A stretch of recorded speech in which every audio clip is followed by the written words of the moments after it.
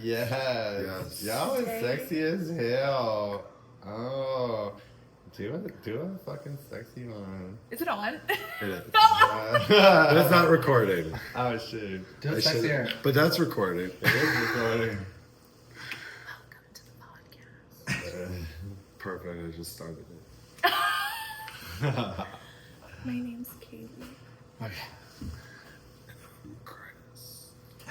And as you can see, we have a new microphone. Yay. We don't have to whisper.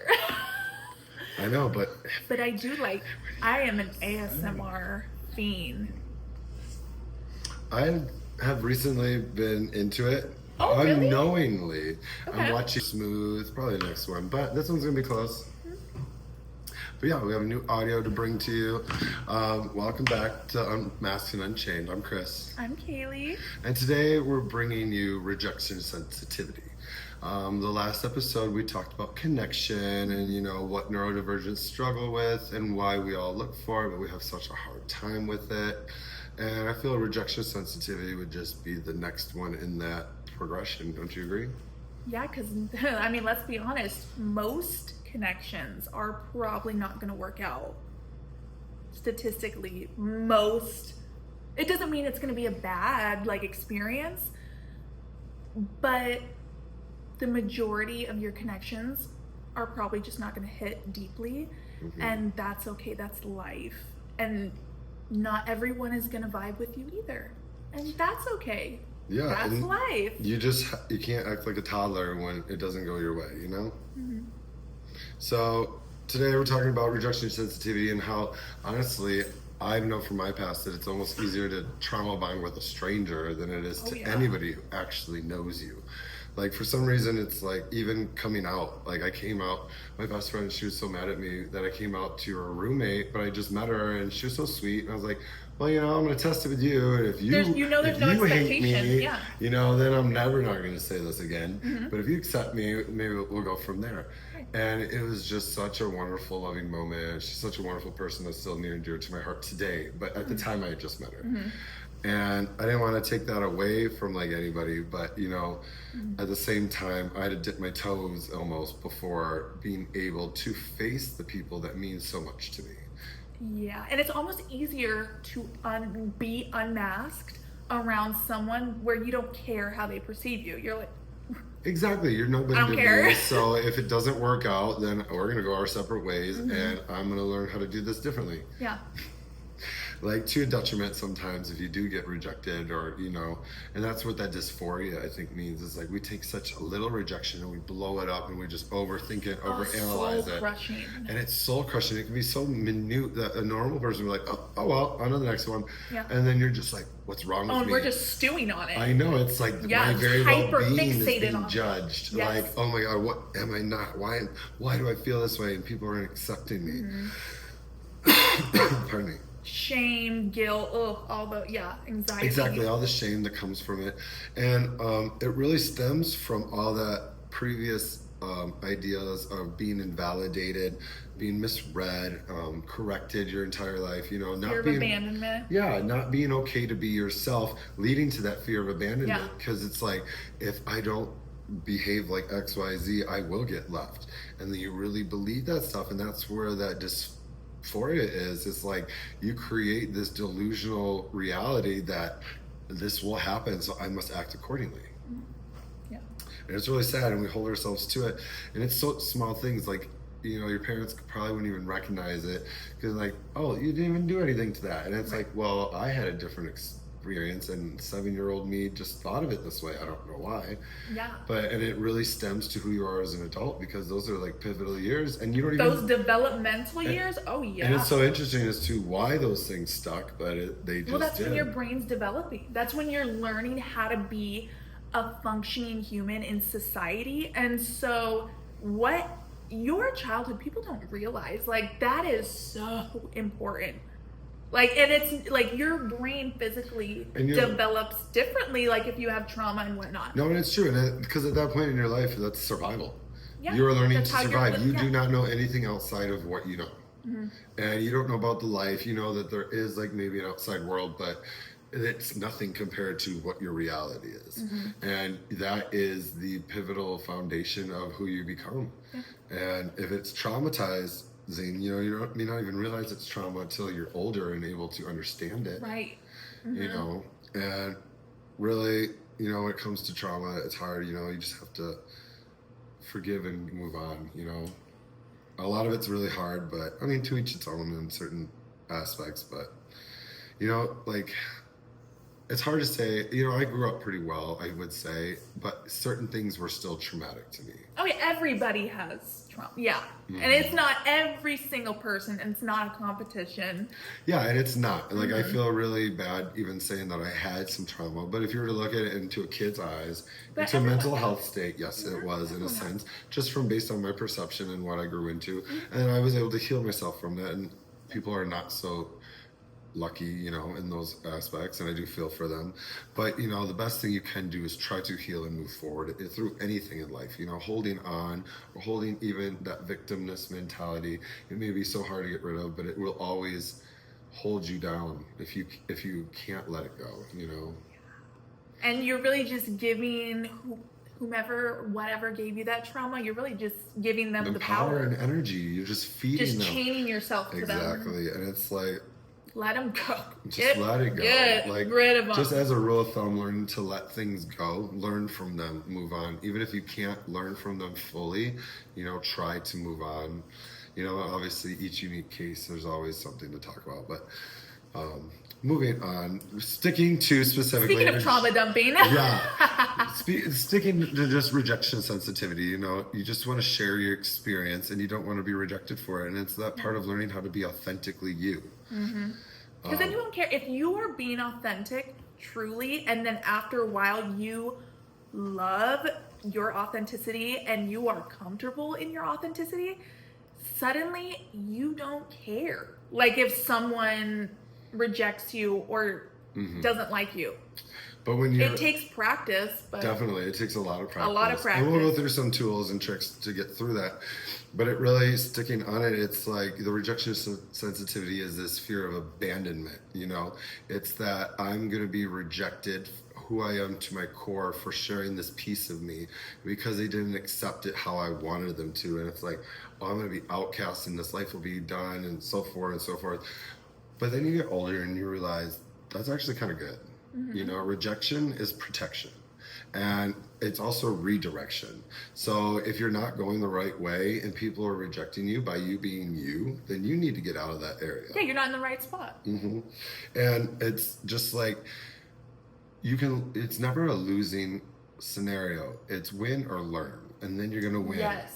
You'll always win. You just need to learn and move on and do things differently. You can't do things the same way expecting a different result, It used to be, the definition of crazy, right? But, it's not like invalidating to have that rejection sensitivity, but it's good to be aware of it and understand that it is a dysphoria. It's feeling. It is not fact.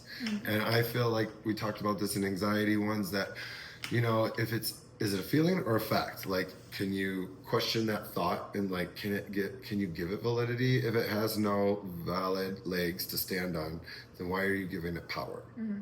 You just kind of got to question yourself and be like, hey, let's frame this differently. All right, so I did this. Maybe you went in for a kiss on our first date and she said no, but that doesn't mean she hates you. Never doesn't mean no forever. Exactly. Yeah. It's just not right now. And that's okay. It's like, all right, I learned not now. Maybe next time I'll be like, hey, are you ready for this? Ask permission. And then you won't feel like, oh my God, I'm a terrible person.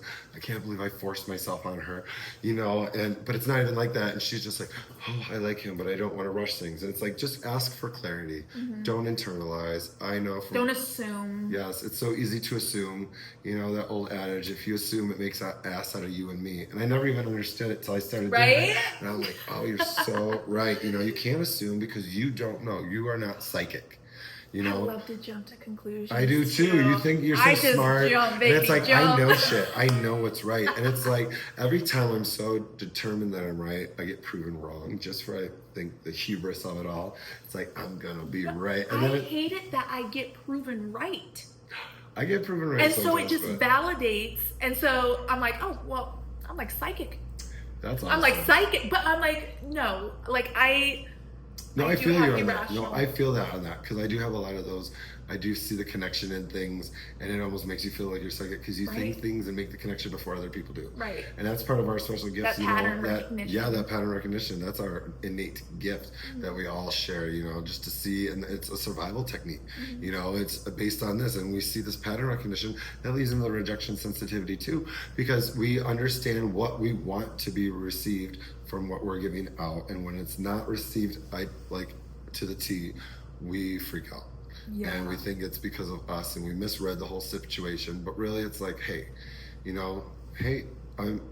can ask for clarity. Be like, I'm really sorry if I pushed your boundaries on this one. I hope we can still see each other or something. And then she's going to tell you whether she liked it or not, or it was just too soon. And so far. And it's like, just don't be afraid to ask for clarity. That's where I think people fail, especially men. Miscommunication is the fact I don't know. I can't speak for women specifically, but for men, I understand that we are so proud and ego-driven that if we make a mistake, we will do anything to make it look like we did not make a mistake. Especially neurodivergent men. It's this narcissistic behavior in us. Then it's because we've always been on the outskirts. Within we see ourselves as an outsider, an alien, and we feel like we have to protect ourselves, and if we are rejected, who's going to protect us but us? So that creates that narcissism in which we block other people out, and we block opportunities because they're not meeting our exact criteria, so we're holding ourselves back, and this all stems from that protection, the security, we cope through people pleasing, masking and people pleasing, and we get really defensive if people even share constructive criticism.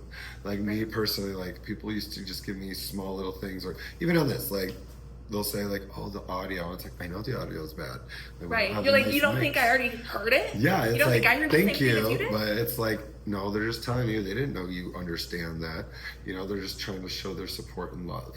And it's like, we just have to learn to. It's so defensive. Like, yeah, I'm with you. And honestly, it's like you said, the neurotypicals are coding things. It's all coded. And it's like so confusing. And this is why I can't hang out with a lot of straight men, because they get so friendly. And then they're like, see you. And I'm like, that was way too like intimate, like acting between two men to not be nothing. And then I'm like, I can't do anything on this because obviously they, I'm not going to be the person pushing myself. I don't know. It's just to explain. Like, I see that, yeah. That. And I think neurodivergence, we are very bold. Like we said, like they don't like how bold we are, but we don't like how coded they are. Everything is a guessing That's game. how you get miscommunication. Yes, and that's why we get that rejection sensitivity, because we see others get rejected, and we're like, we don't want to fall down that same rabbit hole. And then we get these miscommunications, and we're like, why don't I have this figured out? I got rejected, but I thought I figured this out. And it's like, how could you figure it out if they're making it up as they go? You feel so much shame, just all the exactly feelings. So shameful, but it's theirs because they can't be authentic, and they are changing the rules of the games, and they're protecting themselves, and we're just here being truthful and honest. We're like, well, I'm changing myself, and I never really lied. I withheld, I always was on mission. Like if you ask me, I'll tell you, but I'm not going to give my hand away unless you ask me, and then I'm not going to lie to you. I want you to know because obviously you care. But I'm not going to share too much. I've learned that I'm not going to overshare, because if I overshare, people will drown me out, and I want people to pay attention to what I have to say. Yeah. So I stopped oversharing, and I started paying attention to like small impactful things that I could share that could relate to both of us, Well, because it's really easy to overshare as a neurodivergent because we overexplain, because we love the details. Yes, and we're so passionate that we love when people like overexplain to us, because it's just, you get all the details, it's straightforward, we can imagine it, but that's just not how most people communicate, unfortunately. Exactly, and that is just, like I said, it's hard to learn a game when it's always changing the rules. So it's like, you're not wrong, you're not bad, it's just the system's set up against you. And that's why it's easier being older and it's just naturally I've only fallen into friends with other neurodivergent people. Yeah. It's so interesting. It's like, that's who's even before I knew I was. Exactly. And it's like, it makes it so much easier to talk to your tribe when they can hear you on the same language, and you don't have to worry about translating everything you say and coding it, and because it's so annoying. It's like, It's so draining.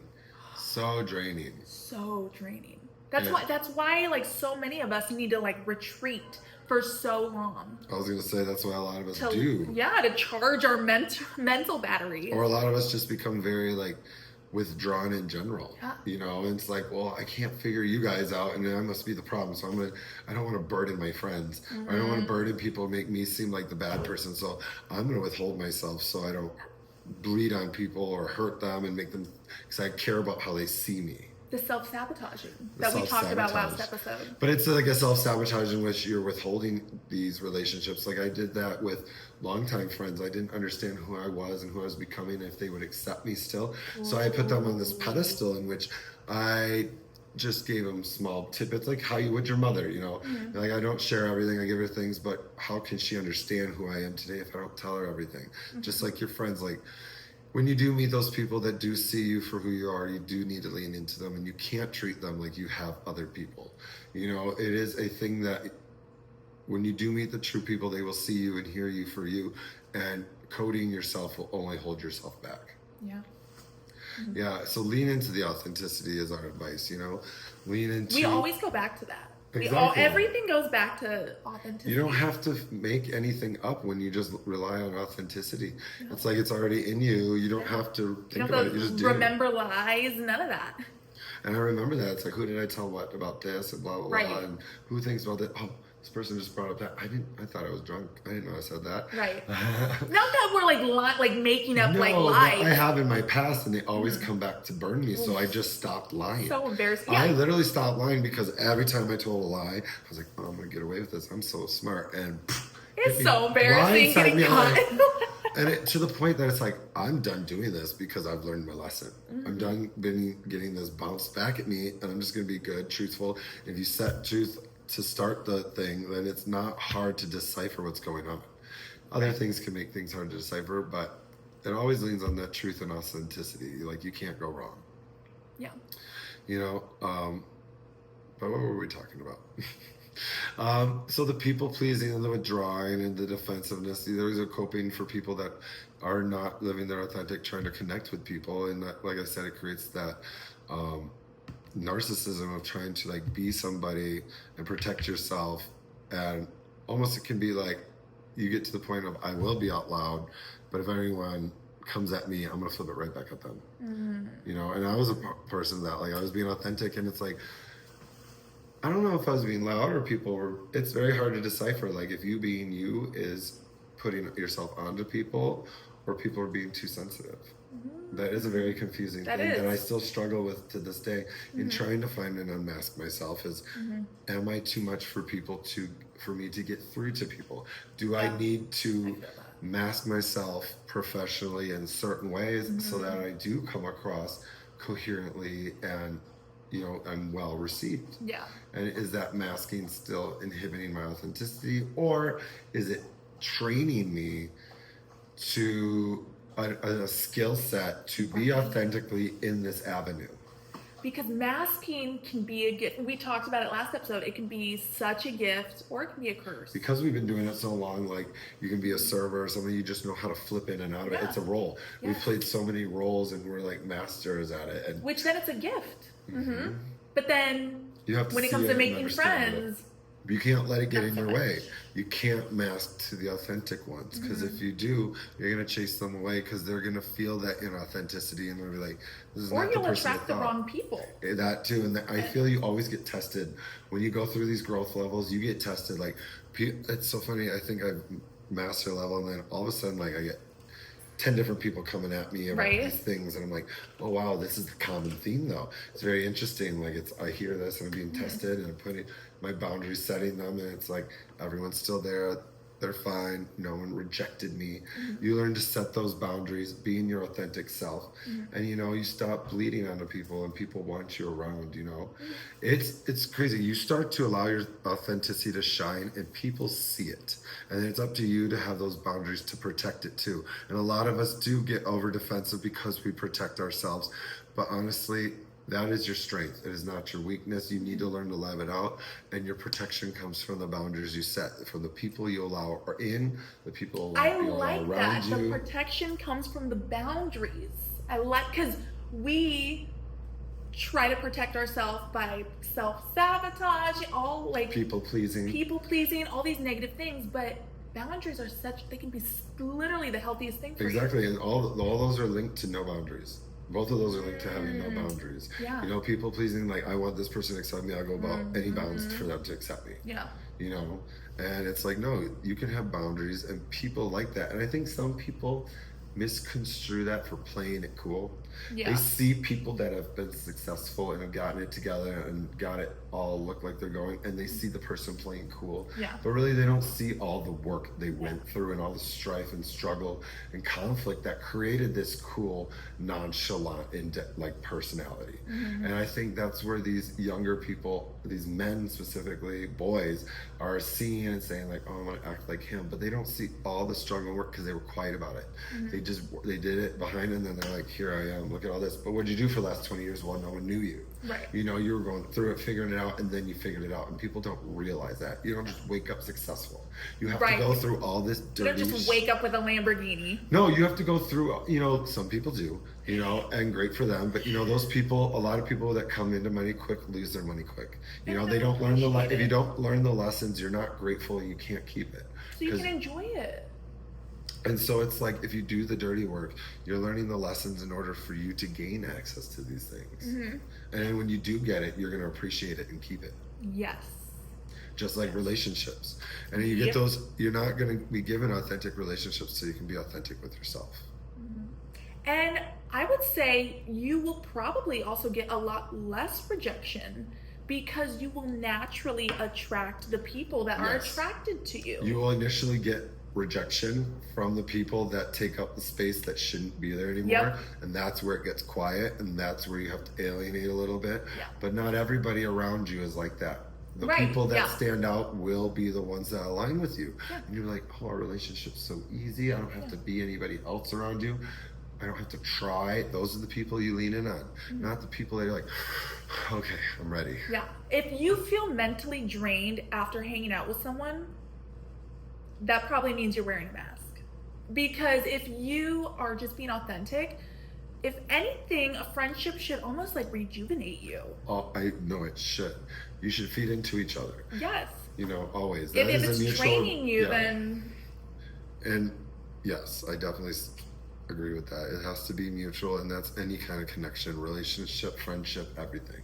Business, everything. You know, it has to be both-sided. It has to be win-win, and it can be win-win. It doesn't have to be one-sided, and it doesn't have to be, I have to be this in order to achieve this, or to get access to this. The only thing you have to be is yourself. Yep. And let's see, we talked about how this is like, how that is like that's about the closed off and cautious kind of thing. So how like we can be closed off when we have when we don't have our boundaries. That's when you're closed off and you're people pleasing. And when you actually are cautious, that's when you set your boundaries and you're allowing people in. You allow people in, but you're allowing them to test the waters. You allow people closer, but you learn how to be louder and louder about your boundaries. Yes. And if they are the right people for you, they won't get defensive. They will respect your boundaries. In fact, they'll probably appreciate it because they'll have their own boundaries. Exactly. And if it's people that you have never set boundaries with before, I guarantee you, if you respectfully set them and you stand firm to them, do not sink back, they will come correct. If they want you and care about you in your life, they come back. Right. They always do, because they're like, you never gave them the rules and how to access you. You just allowed them to access you how they wanted to. Right. And now it's like, no, wait, I want you to access me this way because this is how I have it available for you, because the rest is available for me alone, or how I seem fit. It's not for you. And that is the difference between people pleasing and setting those boundaries, and respecting yourself and being cautious, but allowing people in and not being closed off. It's so, that's like something that's so hard for me to do, I am the most like personable, charismatic person. I can have a conversation with literally anyone. But when it comes to genuinely like deeply letting people in, That's so hard for me. I'm good at putting on like a very mask as if I'm like this open book. But then in reality, I am very closed off. It's so funny. I feel the same way too. I'm like, you can ask me anything. And they're like, what's up? I'm like, nothing.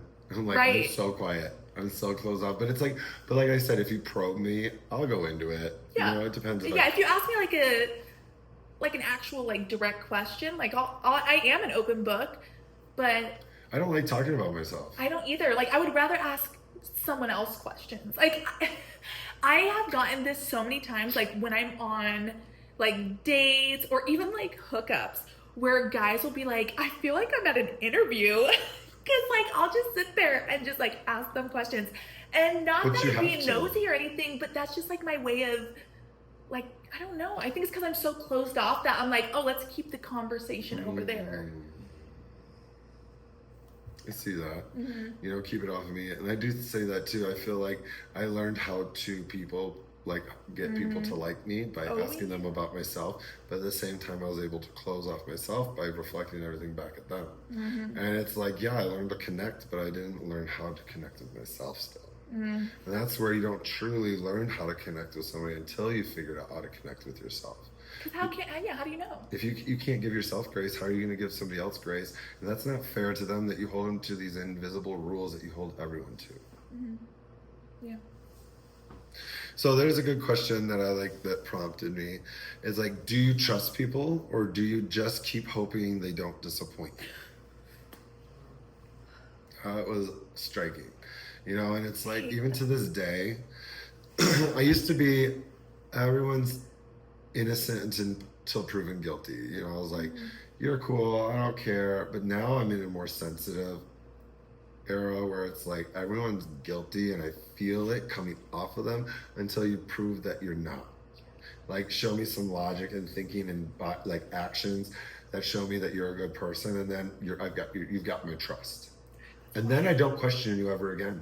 Whatever you do is great. As soon as you can pass my little logic and like thing, kind of entrance exam thing that I don't tell anybody about, and I just have in my head, it's like, oh, you've passed it. Now you can do anything, and I don't even question it in my head. It's blind trust. So real. I do that too.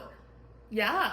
Because then it's like, once I've like opened up to you, honey, like I'll help you bury a body. Exactly. You don't have to talk to me for months and then you just be like, I killed somebody, let's go. I'll be right there. Yep, I got you, boo. And it's really interesting like that. And that's how you learn. It's like, you don't have to keep being closed off. You can open up, but learn how to find the red flags and find the good people. And once you let those people in, let them in. You have to let them in, or else you will hold them at an arm's length forever and they'll feel that.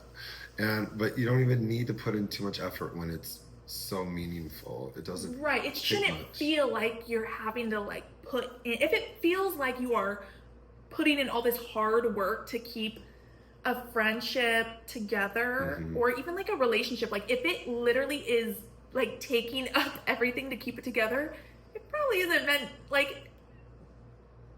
You shouldn't be in it.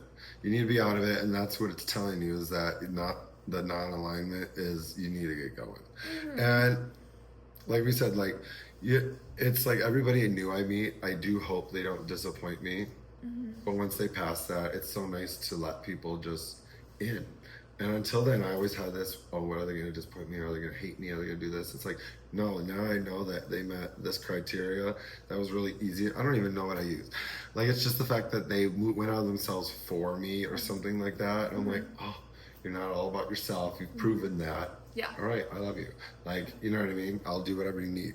But I know if I learn that you're a taker and it's always about you, because a lot of people I used to give the benefit. Even like emotionally. Yeah, what I learned is like taker. People are who they show you they are. They are not who you think they should be or are, or the things that they've shown you and you're like, oh, they can be this person. So bad. That's a really bad female trait. I do it too though. It's like, oh, but this person was so nice to me, and it's like, no, you like they hold also them on did a pedestal. Yeah, you fill in all the blanks that aren't there, and but that you want to be that there. Assumption. It's like, no, clarity over assumption.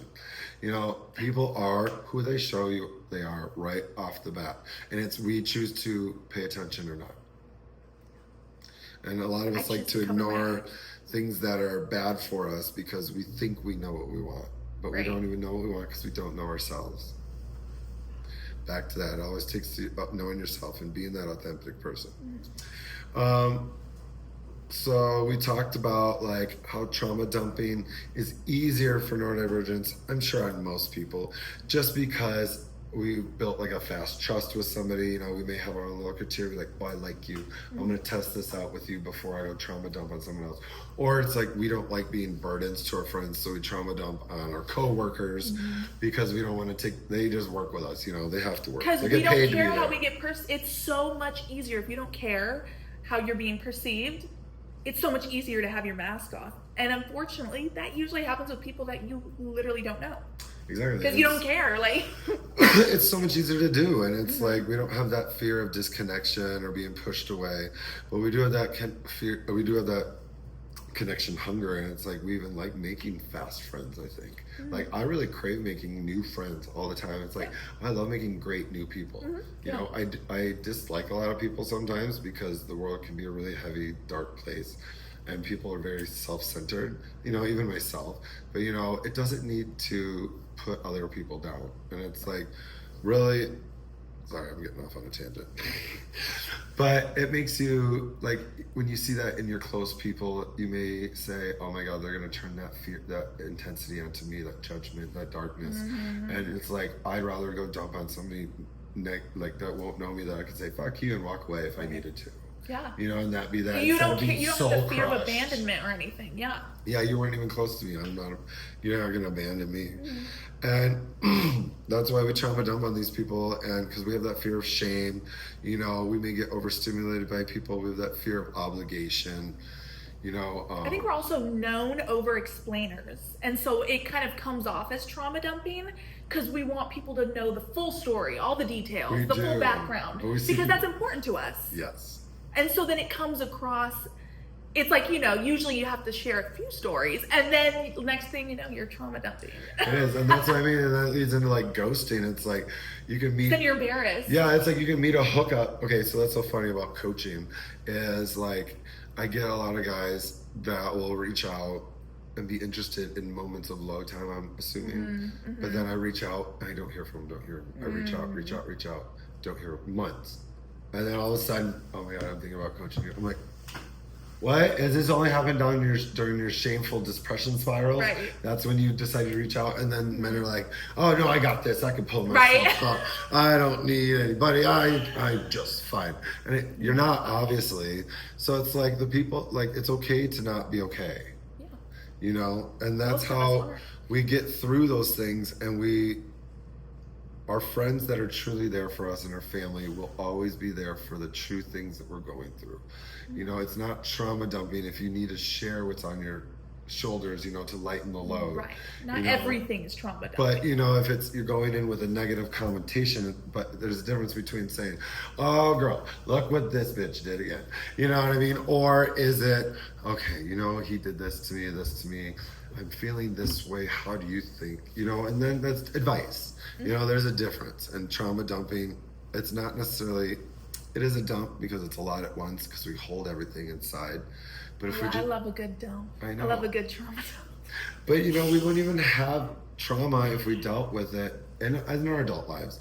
We wouldn't have to trauma dump if we dealt with the stuff coming up, and the trauma comes from our boundaries being pushed.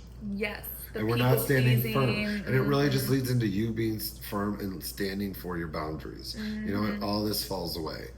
And it's really loving who you are and standing up for yourself. You know, and you got to figure out who you are before you can love yourself and connect with yourself. And then you fall in love with yourself, and then you're so confident that you manifest and make the world how you like. You create whatever you want. Yeah. And that's what you're going to learn through eventually this series, but you got to start somewhere. You got to start with the basics. It all comes back to authenticity, though. It always comes back to authenticity. Everything really we talk does. about.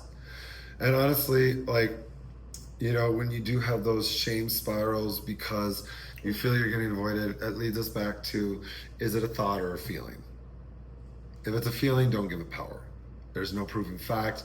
If it's somebody else's... You mean a fact or a feeling? Sorry, yeah. Yes. Yes, fact or feeling. Feeling. Fact or feeling. Like, is it like, is an actual proven fact, or is this just a thought, or is it somebody else's scenario that you're applying to yourself? You know, is it someone else's thoughts and opinions that I'm hearing? We're logical, right? So be logical with yourself. You know, put yourself on the chopping block. Those thoughts are not, they are thoughts. They are just thoughts, but they all they're all keys into a bigger picture. You know, I don't say everything starts with a thought. I hear people say like your thoughts are just thoughts, or like you shouldn't trust your thoughts, and I'm like, you should trust your thoughts. Everything has started with a thought. Yes. Everything. And I feel like that's an unpopular opinion, is that you should trust every thought. You just need to analyze them. You need to understand what this thought is telling me. It may not be realistic. It may not be like actual what you need to do. Or like, where did this thought come from? But I guarantee you it's part of the puzzle of healing and growth that you're not doing. And that's why it doesn't make sense. Because ask why. Why am I having this thought? Exactly. Do that reverse engineers. Pull that thread. Figure out where it starts. Yeah. Like that's how you do the work yourself. You know, you're smart enough to do it yourself. You have the answers. You don't need anybody but someone to help guide you.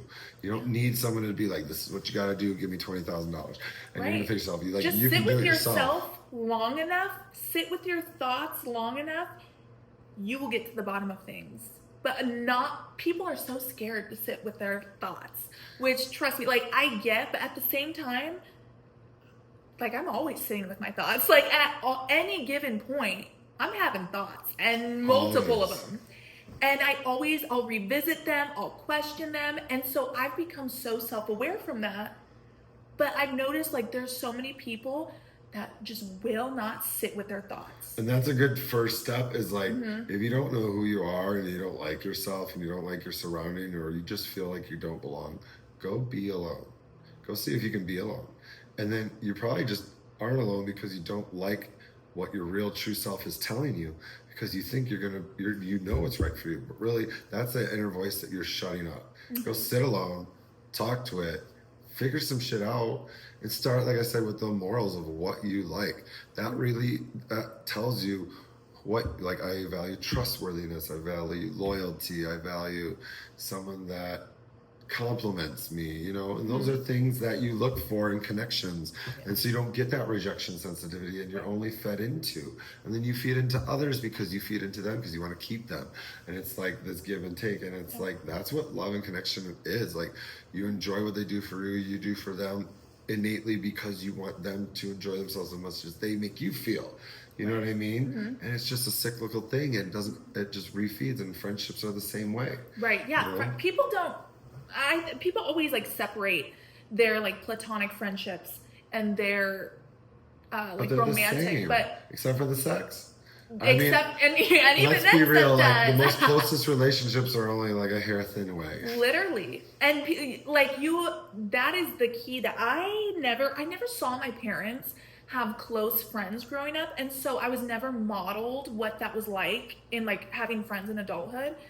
And so not until recently did I like realize how important platonic friendships are, just as important, if not sometimes more than just romantic relationships. But I think so many times we only focus on the romantic relationships. Well, those romantic relationships are the ones that people are so quickly to throw away when they're done too. So it's like, why aren't you feeding into your friends if you're just chugging through people? Right. You know what I mean? Obviously, you can't keep doing it yourself, and you have some friends on the outskirts. Those are the friends you need to bring in, and they're going to help you remind you who you are, instead of all these people you're running through trying to guess who you are. Or telling you who they want you to be. And then you're even more confused. You really just got to separate yourself, be alone, and feed into the people that feed you, and you're going to figure it out. And then you're going to be like, okay, I like this, I don't like this. Oh, this person's like this, I don't like it. So stop feeding into it, you know? And that leads into more and more and more. But it really is that. It's just like, you didn't mess up the connection. It's just not the right connection. And that's okay. It's okay. Not everyone is meant for everyone. That would be weird if they were. If we all just wanted each other, that would be weird, okay? And so it's okay. Like if a guy doesn't want to be with me, okay. If I don't want to be with a guy, okay. Like it's okay. Weird to it's normal to get like super defensive, especially if you have rejection sensitivity. But if you like break it down, be like, okay, come on now. That if someone doesn't want me back, why the hell would I want them? Okay. It's okay. It is okay. Someone else will come along. They will. But not if you keep hanging around with the people that don't belong. Exactly. You can't have both. You can't have your foot in both worlds. Nope. It'll tear you apart. Yeah. So, I mean, that's pretty much everything I wanted to talk about. You know, if you've ever been called like too intense, too distant, or too much, you know, welcome. This is why we're doing this, the Unmasked Unchained podcast, to make you know that you're okay being you. You don't need to dim yourself for other people. You shine bright and be the diamond that you are, you know, and that's where people see, and that's why they're attracted to you in the first place, of the glimmers that you do let out, you know, not the how alike you are to everybody else. Right.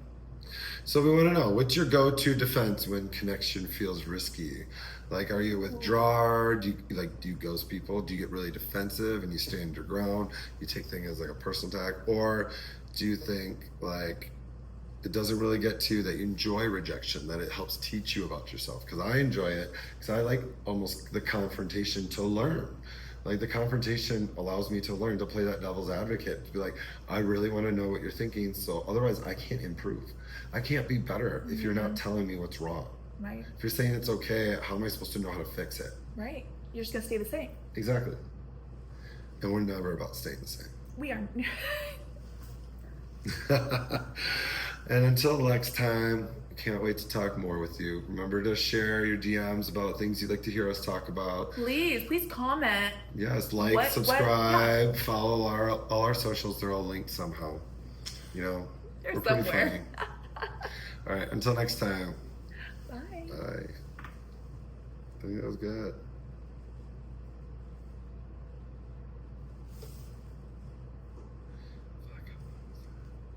What'd you say? That was long, I think. Does that say an hour 25? That's what I thought. No.